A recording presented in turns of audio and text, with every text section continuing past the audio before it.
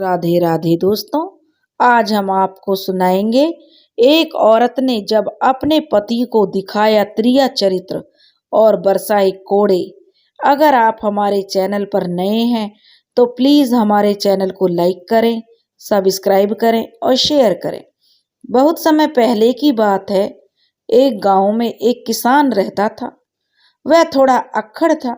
उसका नाम रामू था। वह औरत को जो बहुत ही नीची सोच रखता था। सोचता था कि पत्नी तो सिर्फ घर के काम करने के लिए और पैर की जूती से ज्यादा औरत को नहीं समझता था। वह पुरुष प्रधान सोच का था। उसकी पत्नी थोड़ी पढ़ी लिखी थी, जिसका नाम कांता था, परंतु वह गांव के रीति रिवाज की वजह से अपना मन महसूस कर रह जाती थी। एक दिन की बात है। उसकी पड़ोस में एक व्यक्ति अपनी पत्नी को दारू पीकर बहुत पीट रहा था, तो उससे देखा नहीं गया और वह बीच बचाव करने के लिए जा पहुंची और उस आदमी को उसका बीच बचाव करना बहुत अखरा। उसने उसकी शिकायत उसके पति रामू से कर दी।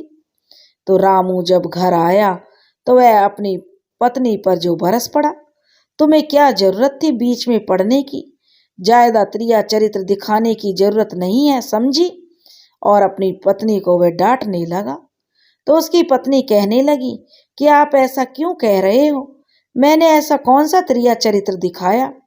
जब उसकी पत्नी ने कहा तो उसका पति और जो भड़क गया और कहने लगा, तुम क्यों दूसरे के मामले में पड़ती हो? तुम्हें क्या मतलब है? वह चाहे अपनी पत्नी को मारे, चाहे जो मर्जी करे, उसके लिए पंचायत है। पंचायत के बाद राजा है। लेकिन क्या तुम अपने आप को उनसे ऊपर समझती हो? हर मामले में अपनी टांग अड़ाती रहती हो। औरतों के इसी कारण को तो त्रिया चरित्र कहते हैं। अब रामू की पत्नी चुपचाप सुनती रही। उसने निश्चय कर लिया कि अब दिखाएगी त्रिया चरित्र किसे कहते। रामू कहने लगा, सुनो, मैंने आज खेतों में पानी लगा दिया है। कल सुबह मैं खेत में बुवाई करने जाऊंगा। तुम कलेऊ लेकर खेत पर ही आ जाना। किसान ने जो अपना फरमान अपनी पत्नी कांता को सुना दिया। कांता कहने लगी, ठीक है, मैं कलेऊ लेकर वहीं आ जाऊंगी। उसकी पत्नी ने बोल तो दिया, लेकिन फिर वह कुछ सोचने लगी। शाम को वह बाजार गई और काफी सारी मछलियां खरीद लाई।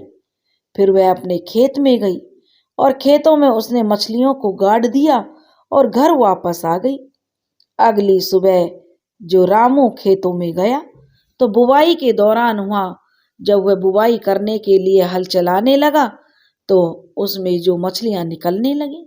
मछलियों को पाकर रामू बहुत हैरान हुआ और उसे खुशी भी हुई कि कितनी सारी मछलियां उसे मिल गईं। उसने जो तय कर लिया कि आज वह मछलियां ही बनवाएगा शाम को। उसके मुंह में तो पानी आने लगा। अब कांता भी तय समय पर कलेऊ लेकर खेत में पहुंच गई। रामू ने देखा ये मछलियां हैं, कांता से कहने लगा, और शाम को चटपटे तरीके से बना देना। आज बहुत समय बाद मछली खाने को मिलेगी। रामू ने खुश होकर कहा। तो कांता कहने लगी, ठीक है जी, बना दूंगी, और ऐसी बनाऊंगी कि आप जिंदगी भर याद रखोगे। अपनी पत्नी के मुंह से ऐसी बात सुनकर किसान के मुंह में पानी आ गया। वह कहने लगा, ठीक है कांता, ऐसा ही करना। अब तुम जाओ और जाकर मछली बनाने की तैयारी करो। मैं खेत का काम खत्म करके आता हूँ। कांता घर आकर मछली पकाकर पति का इंतजार करने लगी। शाम को किसान ने मछली खाने की खुशी में 2 गिलास ताड़ी चढ़ा ली और झूमता हुआ घर पहुंचा और बोला, अरे कांता, खाना ले आओ। जी, कांता कहने लगी, अभी लाई। और कहकर कांता खाना लेकर पहुंची और खाने की थाली उसने रामू के आगे रख दी। रामू ने थाली में देखा तो दाल चावल था। बोला, अरे कांता, अरे भगवान, मछली भी ले आओ ना। मछली? कांता ने बड़े आश्चर्य से बोली, कैसी मछली जी? लगता है आज आपको नशा ज्यादा हो गया है, आपने ताड़ी ज्यादा चढ़ा ली है। तो रामू कहने लगा, क्या बकती है, मैंने आज तुझे खेतों में तुझे मछली दी थी कि नहीं, जो कि इसे बना लेना। तब वह कहने लगी, कैसी मछली। तो उसके पति को गुस्सा आ गया और बोला, चुपचाप मछली ला, नहीं तो तेरी खैर नहीं है, बताए देता हूं। तो उसकी पत्नी कहने लगी, हाय राम, आप कैसी बातें कर रहे हैं, कैसी मछली, कौन सी मछली, आज आपने ज्यादा ताड़ी के साथ भांग भी चढ़ा ली है क्या, जो मुझे झूठा बना रहे हो।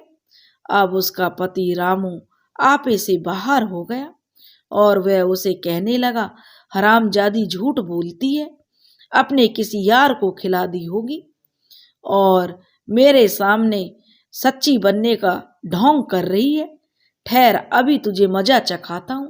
यह कहते हुए रामू ने एक डंडा उठा लिया और दे दनादन वह अपनी पत्नी को मारता चला गया। ऐसे ही वह डंडा मारता उसकी पत्नी चिल्लाने लगती। अड़ोसी पड़ोसी और गांव के लोग इकट्ठा हो गए। वही व्यक्ति जिसकी पत्नी की बहस में वह बीच में बोली थी, वही व्यक्ति कहने लगा, अरे भैया क्यों मार रहे हो इतना, कहीं मर खप जाएगी, कौन गुनाह किया है तेरी औरत ने ऐसा जो तुम उसे इतनी निर्दयता से पीट रहे हो। तो रामू कहने लगा, अरे क्या बताऊं भैया, इसको मैंने आज मछलियां बनाने को दी थी और अब मैं खाने बैठा हूं तो कह रही है मछलियां नहीं है, और ये तो साफ साफ मुकर रही है कि मैंने इसे मछलियां दी ही नहीं थी बनाने के लिए। तो वह व्यक्ति कहने लगा, फिर तो भैया तुम सही कर रहे हो, और जोर से पूछो, इस तरह तो सारे गांव की औरतों पर बुरा असर पड़ेगा। झगड़ा बढ़ता हुआ देखकर जो गांव के मुखिया भी आ गए और लोग आपस में कानाफूसी करने लगे। अगर ऐसे औरतें करेंगी तो दूसरी औरतें भी देख देख कर बिगड़ जाएंगी। मुखिया जी ने कहा कि बताओ क्या बात है, क्यों इतना झगड़ा कर रहे हो। सारी बात पता करने के बाद मुखिया जी ने दोनों को बुलाया और कांता से पूछा, मछलियां कहाँ गई कांता। तो कांता कहने लगी, मुखिया जी मैं सच कह रही हूं, इन्होंने मुझे कोई मछलियां नहीं दी और मुझे मार मार के ये हाल कर दिया। तो पर जो मुखिया जी थे वे कहने लगे, क्यों भैया रामू, जब मछलियां दी नहीं तो क्यों तो उन्हें इसको मारा है।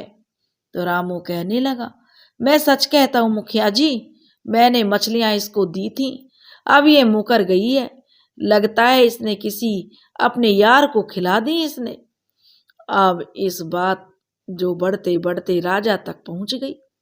वहां दोनों अपने अपनी बात पर अड़ गए।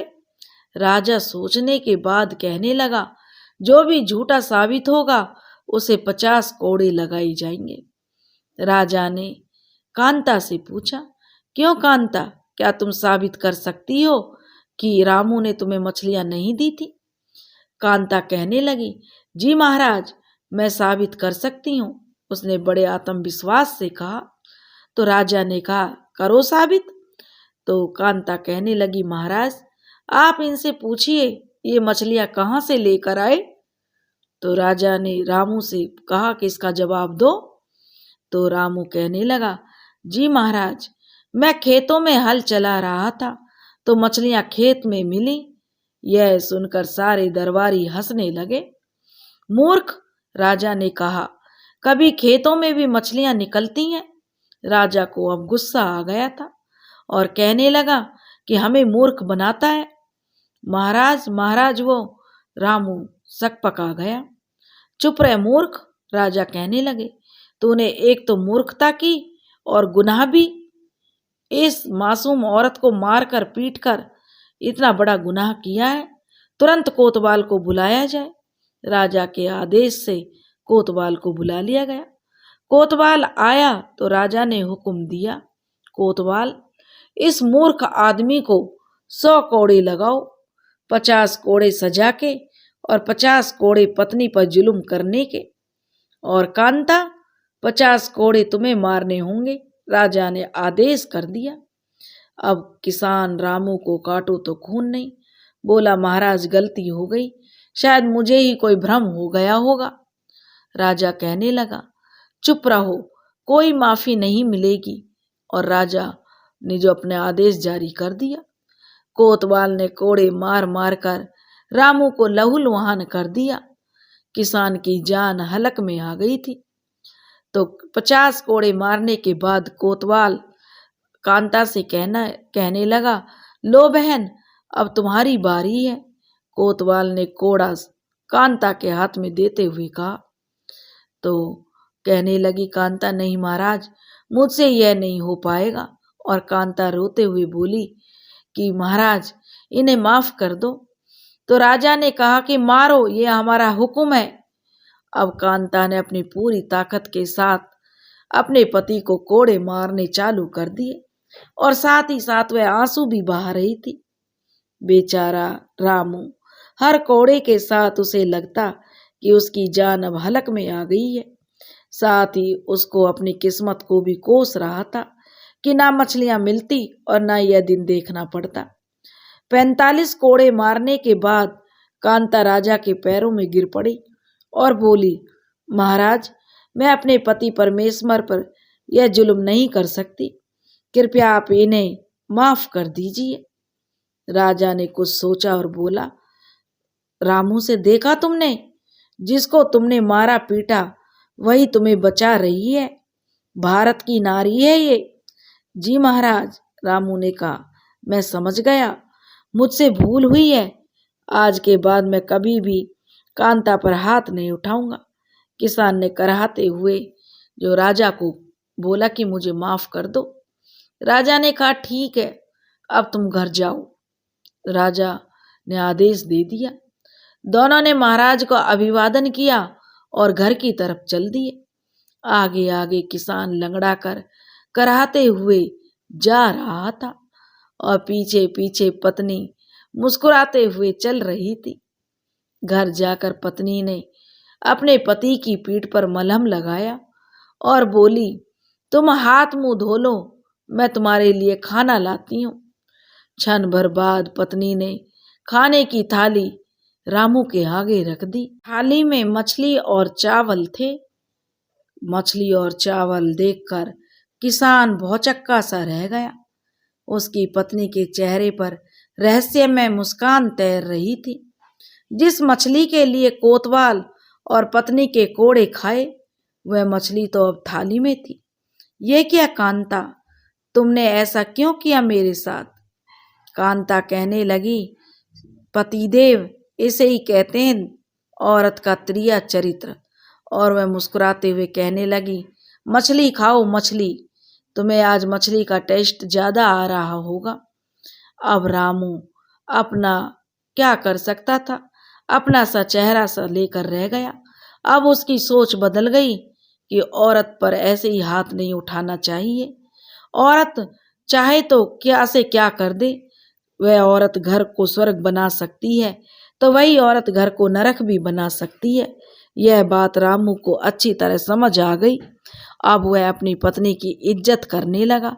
उसे बात बात पर अब गाली नहीं देता था और उसकी बात भी मानने लगा, उसकी सलाह लेने लगा।